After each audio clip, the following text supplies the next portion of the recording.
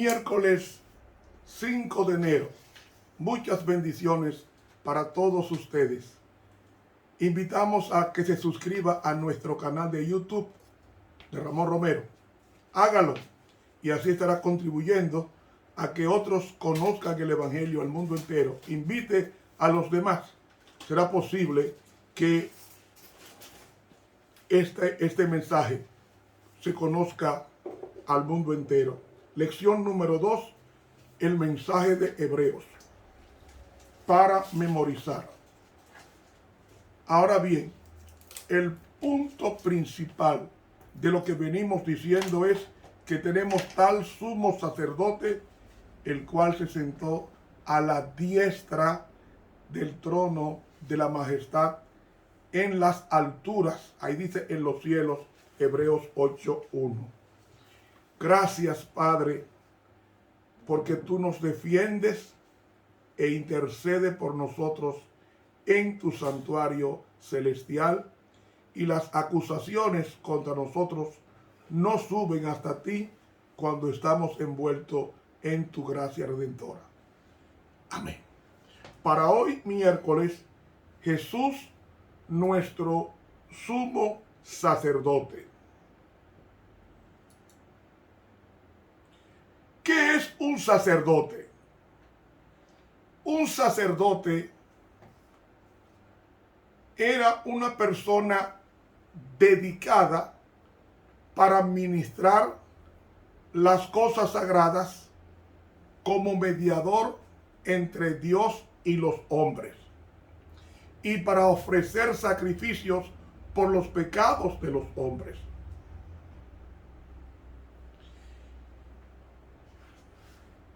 Había sacerdotes y había un sumo sacerdote.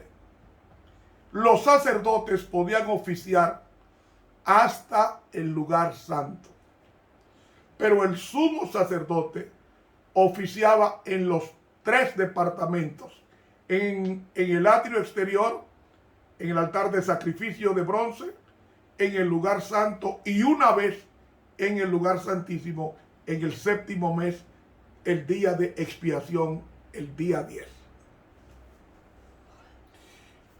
Durante la monarquía, el sumo sacerdote ocupaba un lugar inmediato al rey, tanto en rango como en dignidad, como en influencia, y en ocasiones ejercía el poder detrás del trono. Pero además de ministrar los ritos sagrados, el sacerdote era considerado como maestro religioso del pueblo.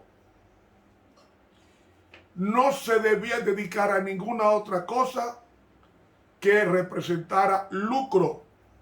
Por eso es que un pastor no debe tener un negocio paralelo a su ministerio. Está prohibido por la palabra de Dios y por el espíritu de la profecía. Ellos tenían que vivir exclusivamente de los diezmos y las ofrendas provistas por el pueblo. El sacerdote tenía que vestir como sacerdote, no como el hombre común. Por eso que usted va a ver siempre a un pastor vestido en la calle, por lo menos con una corbata. Porque el sacerdote debía de vestir como sacerdote. Y al principio, en la era patriarcal, era sacerdote la cabeza de la familia, es a saber, el padre. Noé era sacerdote cuando salió del arca en Génesis 8, cuando ofrece un sacrificio de gratitud al Señor. Abraham ofrecía ofrenda al Señor en Génesis 22. Igualmente Jacob en Génesis 35 y también Job en el capítulo 1. Eran sacerdotes de sus tribus o de sus familias. Pero cuando se establece se establece la teocracia, es decir, el gobierno dirigido por Dios en el monte Sinaí, en la promulgación de los 10 mandamientos, Dios encomienda a la tribu de Leví al sacerdocio en lugar de los primogénitos de las familias. Y entonces se separó a Aarón y a sus 4 hijos para ese oficio. Y ellos debían desempeñar ese cargo, pero solamente el sumo sacerdote podía entrar al lugar santísimo una vez al año. ¿Qué sucede? Esto lo tomamos de preámbulo para leer al libro de Levítico. Levítico, el capítulo 1. El Levítico es el libro del sacerdocio.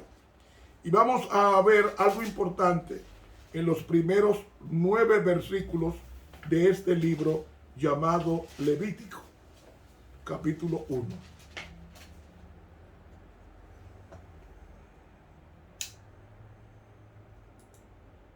Capítulo 1. Y llamó Jehová a Moisés y habló con él desde el tabernáculo del testimonio, diciendo: ¿Ve? Dios hablaba desde el monte. Primera vez que Dios habla desde el templo o tabernáculo a Moisés. Habla a los hijos de Israel y diles: cuando alguno de entre vosotros ofreciere ofrenda a Jehová, de ganado vacuno u ovejuno haréis vuestra ofrenda. Y su ofrenda fuere holocausto de vacas, macho sin tacha lo ofrecerá. De su voluntad lo ofrecerá a la puerta del tabernáculo del testimonio delante de Jehová. Y pondrá su mano sobre la cabeza del holocausto, y él lo aceptará para expiarle. ¿Por qué sobre la cabeza? Él tenía que poner las 2 manos sobre la cabeza, porque en la cabeza es donde se elaboran los pensamientos. Y el pecado comienza en la cabeza, no en los pies. Es en la mente que comenzó el pecado en el cielo, y en la mente comenzó el pecado en Eva y luego en Adán. Entonces degollará el becerro en la presencia de Jehová, y los sacerdotes, hijos de Aarón, ofrecerán la sangre, y la rociarán alrededor sobre el altar, el cual está a la puerta del tabernáculo del testimonio. Y desollará el holocausto, y lo dividirá en sus piezas. Y los hijos de Aarón, sacerdote, pondrán fuego sobre el altar, y compondrán la leña sobre el fuego. Luego los sacerdotes, hijos de Aarón, acomodarán las piezas, la cabeza y el redaño, sobre la leña que está sobre el fuego, que habrá encima del altar. Y lavará con agua sus intestinos y sus piernas, y el sacerdote hará arder todo sobre el altar. Holocausto es, ofrenda encendida de olor suave a Jehová.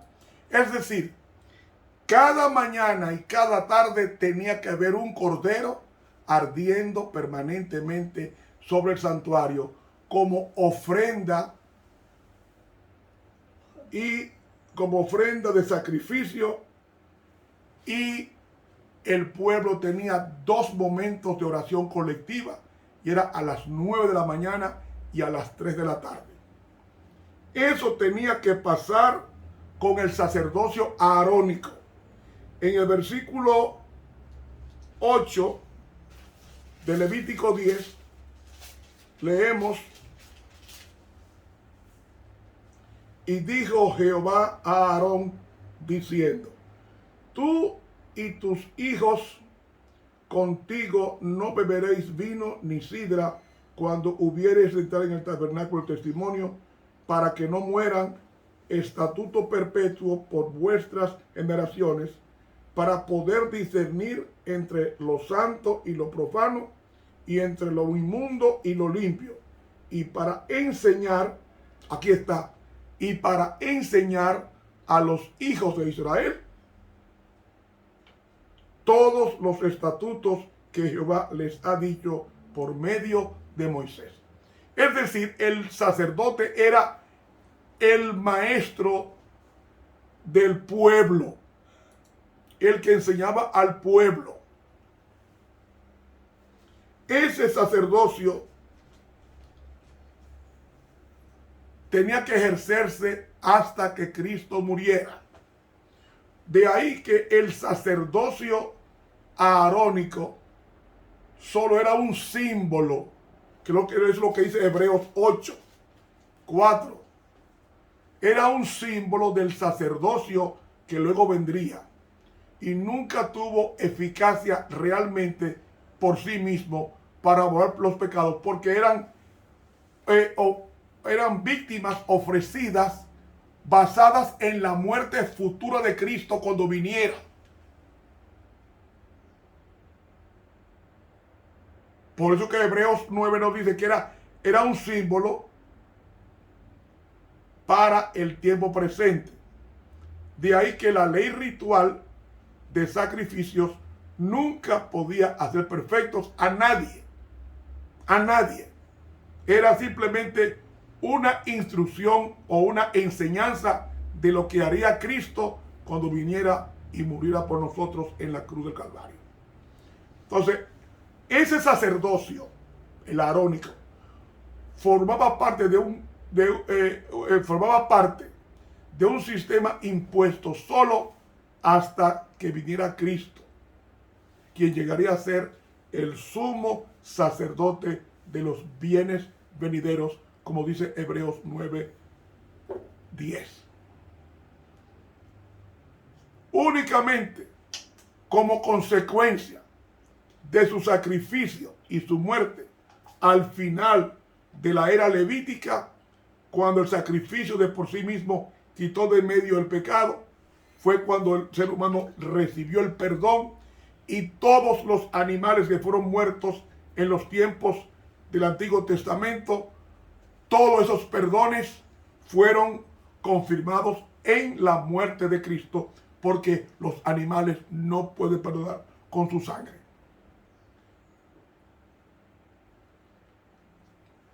Es decir,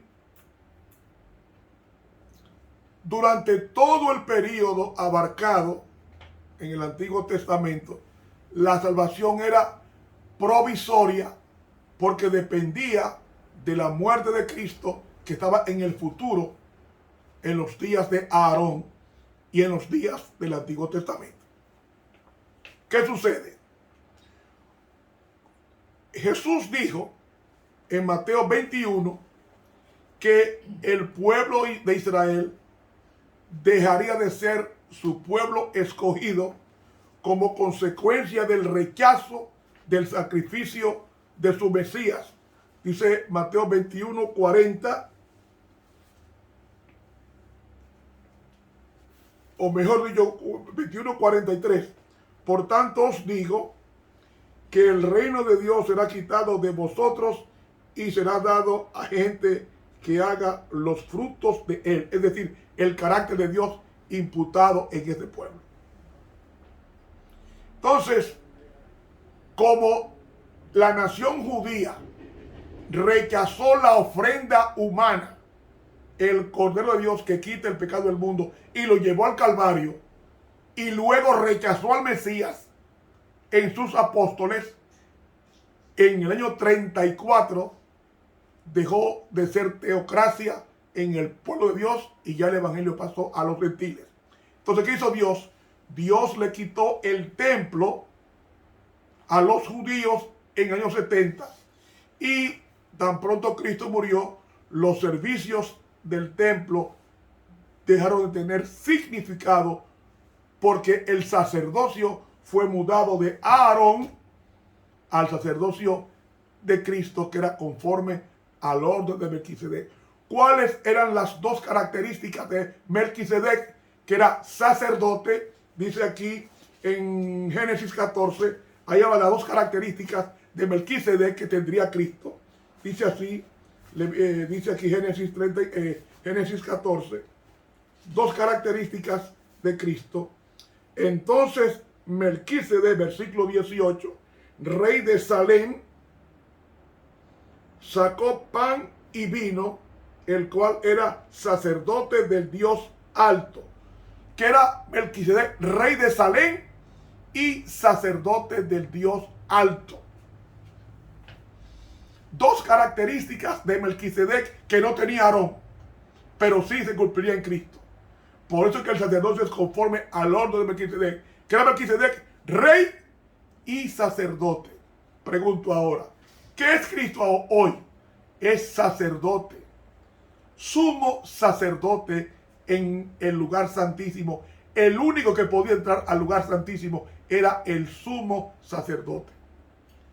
Y Cristo está ahora en el lugar santísimo como sumo sacerdote, cumpliendo su función de mediador, es decir, de sacerdote, como Melquisedec, para cuando termine su mediación, venga como rey de Salem, como Melquisedec, rey de Salem, y Salem es la capital de la santa ciudad, de la nueva ciudad, Jerusalén.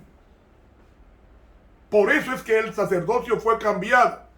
Y entonces, en vez de llevar las ofrendas al templo judío, tenemos que llevar la sangre de Cristo como la mejor ofrenda de entrega a nuestras vidas para Él, convirtiéndonos así en un sacrificio vivo, santo, agradable a Él, aceptando su sacrificio, según Romanos capítulo 12. Ahora, después de haber muerto por los pecados de la humanidad, Cristo ascendió a los cielos y se sentó a la diestra, al sitio de privilegio del vencedor, y fue consagrado como nuestro sumo sacerdote y apartado para ministrar en favor de nosotros en la misma presencia del Padre, como dice Hebreos 8. Solo luego de ofrecerse como sacrificio por el pecado, Cristo pudo comenzar su ministerio especial, como dice Hebreos 8. Y solo después que participó de su humanidad, hecho en todo semejanza a nosotros, fue tentado en todo como nosotros, pero sin cometer ningún pecado. Y cuando Cristo asciende al cielo, entró al mismo cielo para presentarse como ofrenda a Dios, según Hebreos 9, y dando el Espíritu Santo a entender con esto que aún no se había manifestado el camino al lugar santísimo, entre tanto que el primer departamento estuviese en pie, es decir, el trabajo que comenzó Jesús en el año 31 en el lugar santo y terminó en octubre 22 de 1844 y pasando al lugar santísimo. Así que, así como Aarón fue llamado por Dios, Cristo fue llamado por Dios y no asumió el cargo de sumo sacerdote porque él quiso.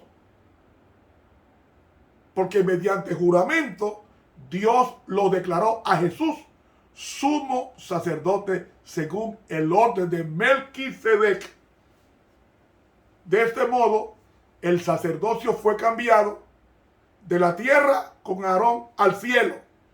Y puesto que él vive para siempre, para interceder por nosotros, su sacerdocio es para siempre y no tiene necesidad de ofrecer cada día un cordero, porque él es el cordero que murió en la tierra por los pecados del mundo. Por eso su ministerio es el mejor. Así que este es el camino nuevo, vivo, que Cristo nos abrió por medio de su encarnación a través del velo, esto es, a través de su carne. Por eso tenemos un gran sumo sacerdote en la casa de Dios. Y se nos invita a acercarnos a Él, como dice Hebreos el capítulo 4 y el versículo 16. Acerquémonos confiadamente al trono de la gracia para alcanzar misericordia y hallar gracia para el oportuno socorro. ¿Qué tiempo oportuno? Para el momento de la tentación, tú consigas ese auxilio de la gente. Acerquémonos a Él. Acerquémonos a ese sumo sacerdote. No tenemos que ir a ningún pastor. a ningún sacerdote humano a confesar nuestros pecados. Tenemos que ir a Cristo, nuestro sumo sacerdote, que nos perdona y nos limpia de toda maldad. Que Dios nos bendiga. Estuvo contigo el profesor Ramón Romero.